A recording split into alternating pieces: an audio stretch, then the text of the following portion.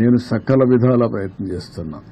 ఎట్టి పరిస్థితుల్లో లాస్ట్ మైల్కి ఇవ్వాలనేది నా యొక్క ప్రగాఢమైనటువంటి ఆకాంక్ష. ఎట్టి పరిస్థితులు చేయాలనే దృఢ సంకల్పం. కానీ ఎన్ని చేసినా చేయలేకపోతే ఈ రోజు నేను చూస్తే ఒకసారి చాలా బాధేస్తుంది.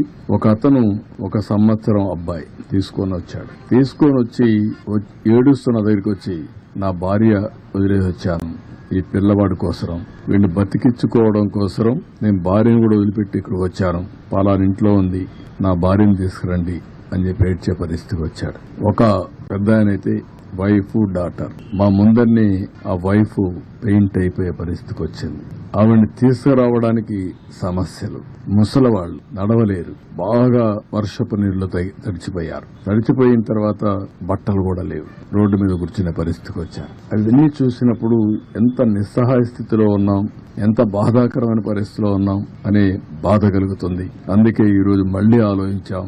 ఈ రోజు స్పష్టంగా 32 డివిజన్లకి 32 సీనియర్ ఐఏఎస్ ఆఫీసర్లు పెట్టాను. అదే మరిగా 149 గ్రామ సచివాలయాలు కార్పొరేషన్ లో ఉన్నాయి.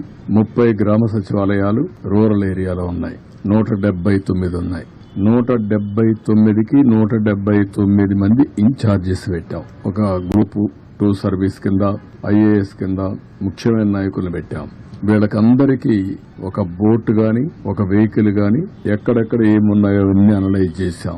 ఉదాహరణ, కొంతమంది నడిచిపోయే పరిస్థితి వస్తుంది. ఇప్పుడు బాగా వెసులుబాటు వచ్చింది కాబట్టి ఒక ట్రాక్టర్, ఒక వ్యాన్ పెట్టుకుని ఫుడ్ పాకెట్స్ అన్ని డిస్ట్రిబ్యూట్ చేసే పరిస్థితి వస్తుంది. కొంతమంది బోటే కావాల్సి వస్తుంది, బోటు ద్వారా ఇవ్వాలి. కొంతమంది ఏదైతే నడిచి కూడా నేను చెప్పాను ఇచ్చే అవకాశం వస్తుంది. కొన్ని ప్రాంతాల్లో ఓసారి రీచ్ కాలేనప్పుడు, రీచ్ అయినా కూడా సరిగా చేయలేనప్పుడు 6 హెలికాప్టర్లు ఉన్నాయి. హెలికాప్టర్ల ద్వారా ఫుడ్ అంతా కూడా డ్రాప్ చేసే పరిస్థితి వస్తుంది.